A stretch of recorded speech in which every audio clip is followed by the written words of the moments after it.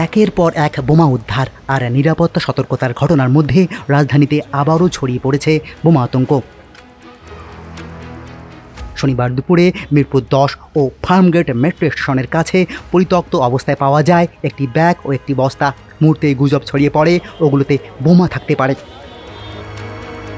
খবর পেয়ে দ্রুত ঘটনাস্থলে পৌঁছে যায় পুলিশ ও বোমা নিষ্ক্রিয়কারী দল। সতর্কতামূলক ব্যবস্থা হিসেবে সাময়িক বন্ধ করে দেওয়া হয় মিরপুর 10 মেট্রো স্টেশনের প্রবেশ পথ। এরপর শুরু হয় পরীক্ষা নিরীক্ষা। উৎকণ্ঠা আর অপেক্ষার অবসান ঘটিয়ে বোমা নিষ্ক্রিয়কারী ইউনিট জানায় সন্দেহভাজন ব্যাগ কিংবা বস্তার ভেতরে কোনো বিস্ফোরক বা বোমা সদৃশ বস্তু নেই। ফার্মগেটের বস্তুটি ছিল একটি খালি বস্তা, আর মিরপুরের ব্যাগও মেলেনি কোনো বিপজ্জনক উপাদান। আসলে ওই যে সকাল 11টার দিকে মেট্রো রেল কর্তৃপক্ষ আমাদের সংবাদ দিচ্ছে এখানে সন্দেহজনক একটা বস্তা আছে, যে তুলা ভবনের সামনে যে আপনার ইয়ের উপরে একটা যাত্রী ওঠান আমার যে একটা সাইন বোর্ড আছে, সাইন বোর্ডের বক্সের উপরে। তো আমি আসলাম, এসে দেখলাম যে একটা বস্তা আছে। আসলে এখানে বস্তাতে কি আছে অথবা কি নাই, মানে এটা তো সন্দেহজনক। এই জন্য আমরা এক্সপার্ট টিমকে খবর দেওয়া হয়েছে। এক্সপার্ট টিম এসে এটা নামাইলো বস্তাটা। আসলে বস্তার ভিতরে তেমন কোনো বিস্ফোরক অথবা এই জাতীয় কোনো কিছু অস্তিত্ব পাওয়া যায় না। এর আগে গত 24 জুলাই মতিঝিল মেট্রো স্টেশনের নিচ থেকে উদ্ধার করা হয়েছিল একটি পাইপ বোমা। এর কয়েকদিন পর আশুলিয়ায় একটি চায়ের দোকানের সামনে থেকেও উদ্ধার করা হয় শক্তিশালী বোমা।